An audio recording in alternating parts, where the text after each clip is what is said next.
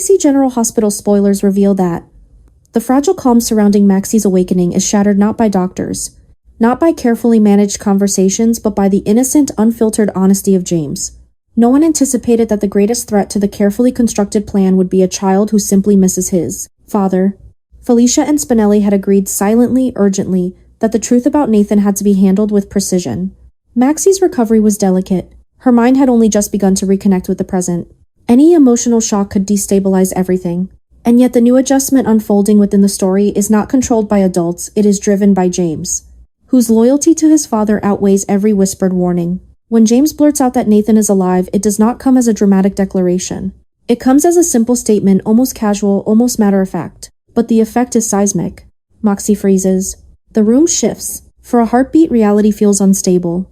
The name Nathan does not land softly, it detonates inside her chest. Spinelli moves quickly to soften the blow. Felicia attempts to redirect, but the damage is already done. The secret has surfaced. This is where the deeper shift begins.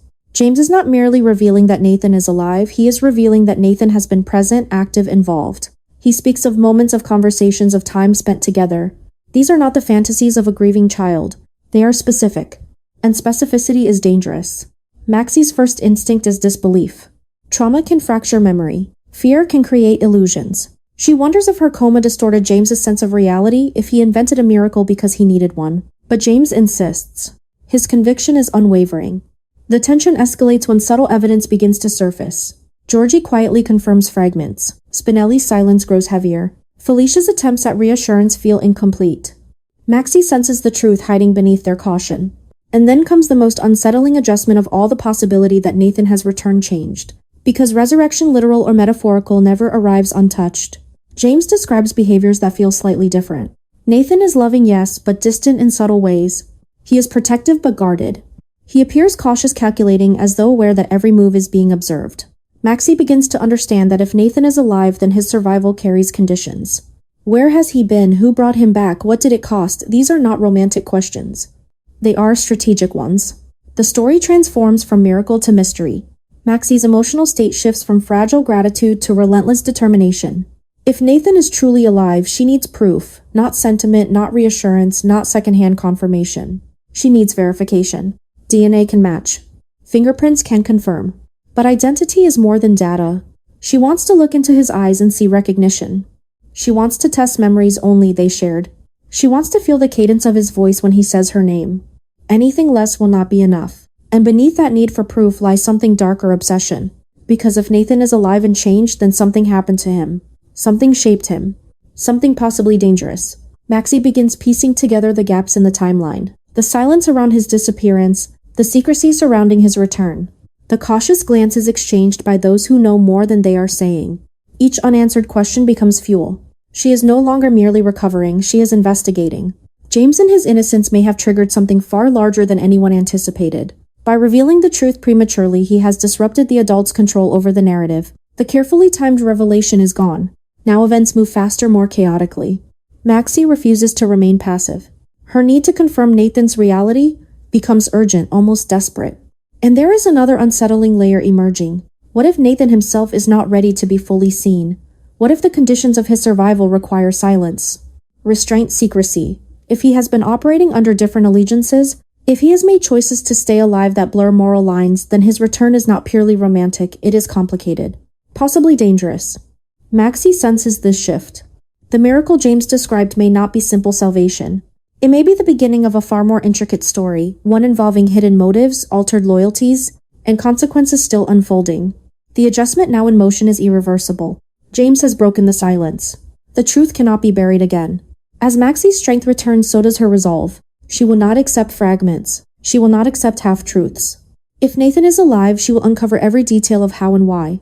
And if he has changed, she will discover what changed him. Because love alone is not enough. Trust must be rebuilt. Identity must be verified. And whatever forces orchestrated Nathan's return may not be finished yet. What began as a child's confession has become a catalyst. The miracle is real, but so is the shadow attached to it. And as Maxie steps closer to the truth, the obsession intensifies. She does not just want her husband back. She wants the truth behind the miracle. And that truth may reshape everything. Maxie's instinct refuses to rest even when everyone around her insists she should focus only on healing. The more she observes the man claiming to be Nathan, the more the fractures begin to show.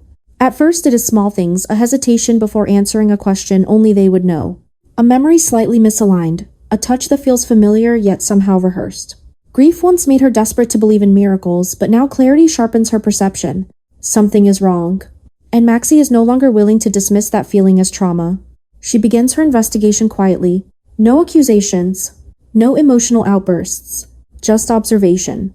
She tests him with private memory stories from their past layered with details no outsider could easily fabricate. He answers correctly but too correctly. The cadence feels studied, not lived. The pauses feel calculated. And that is when the shift becomes undeniable.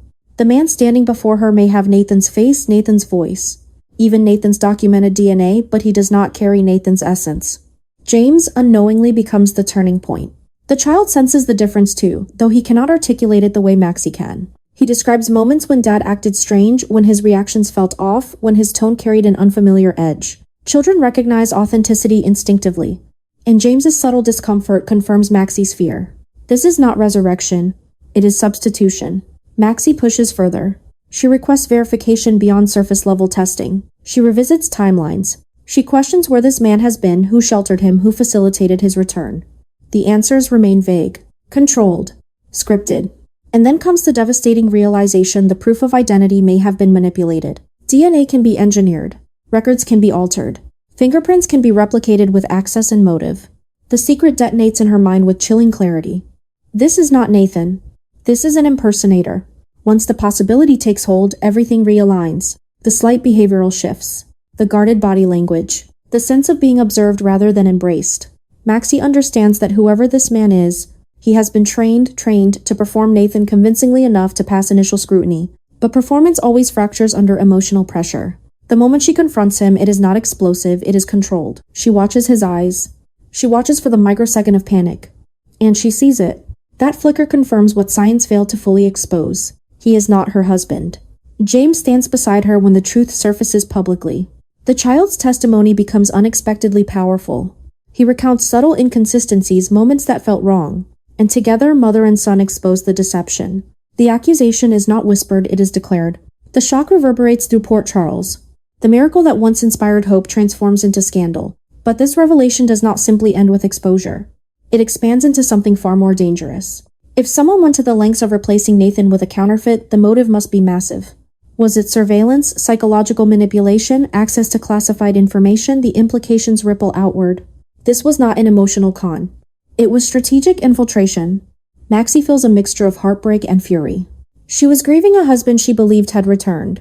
Now she must confront the reality that someone weaponized her grief. That realization ignites something unbreakable inside her. She refuses to be manipulated.